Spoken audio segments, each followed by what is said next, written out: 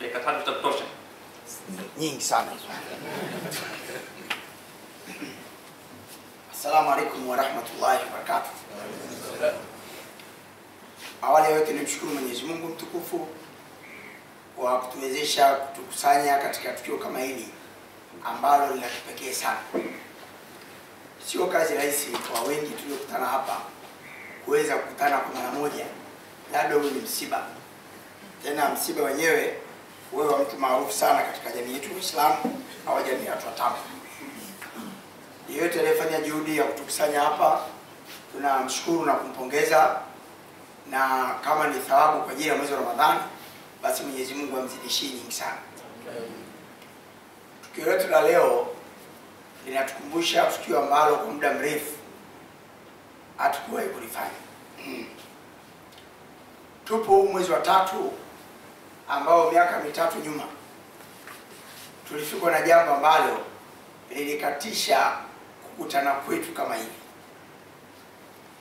Mheshimiwa Amir Seboko, Mwenyezi Mungu amrehemu, ilikuwa kila mwezi wa Ramadhani anaandaa iftari nyumbani kwake. Vijana wengi wa Tampu na wanatampu wenyewe tulikuwa tunakutana Kigamboni, lakini tangu ameondoka hakuna aliyeweza kufanya jambo kama lile. Japokuwa wengi tunafanya katika majumba yetu kukualika ndugu zetu na marafiki zetu, lakini haikuwa kwa namna kama ile.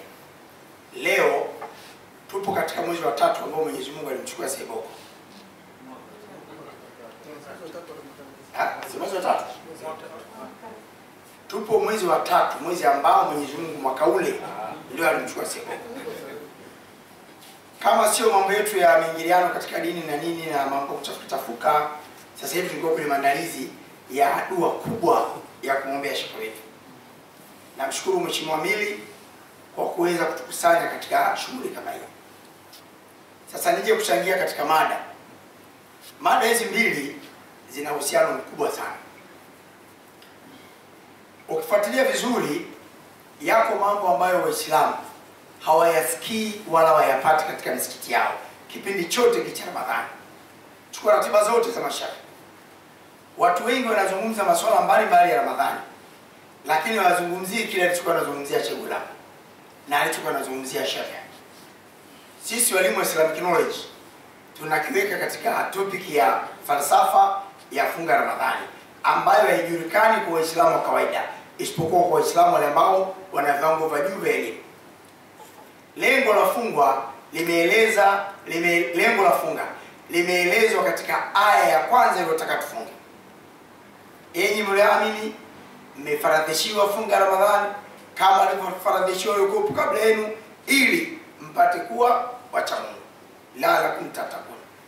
Kwenye la'allakum tattaqun pale ndio pana filosofi ya funga Ramadhani ambayo haifundishwi kwa watu wengi. Leo tumepata bahati sisi ya kuisikia.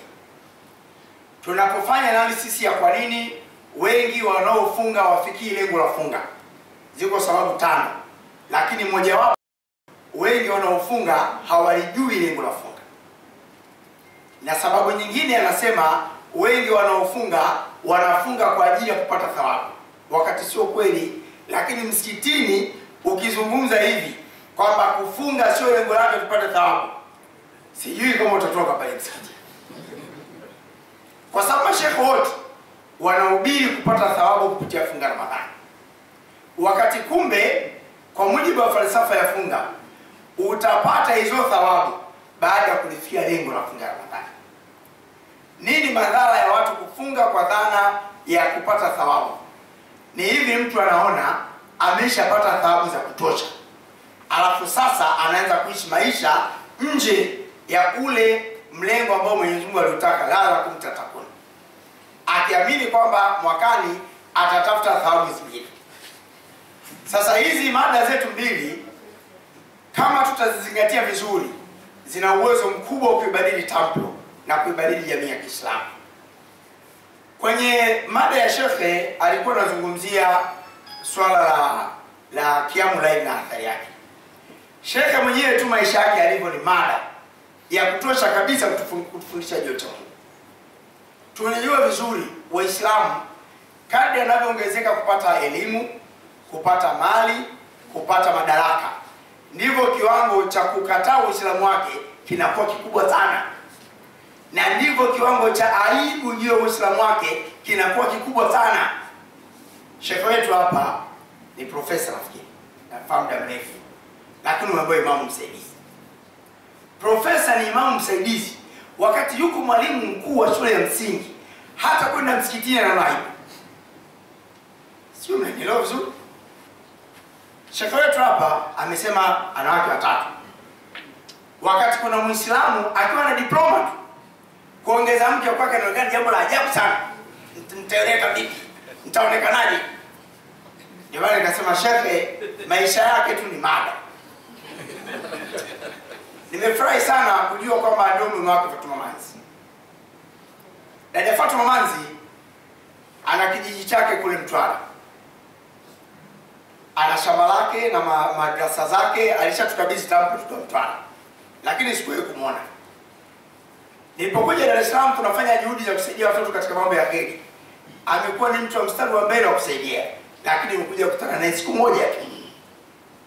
Ndio maana nasema maisha yao hawa ni darasa tosha kabisa juu ya mada ya uchamungu katika maisha yetu.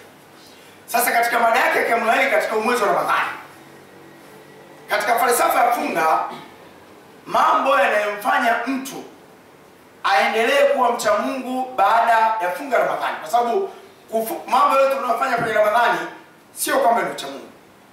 Utaonekana mcha Mungu ukiendelea kuyafanya hayo baada ya Ramadhani. Kuswali tarawih, kuswali Kiamulaili ndani ya Ramadhani sio cha Mungu, ni mazoezi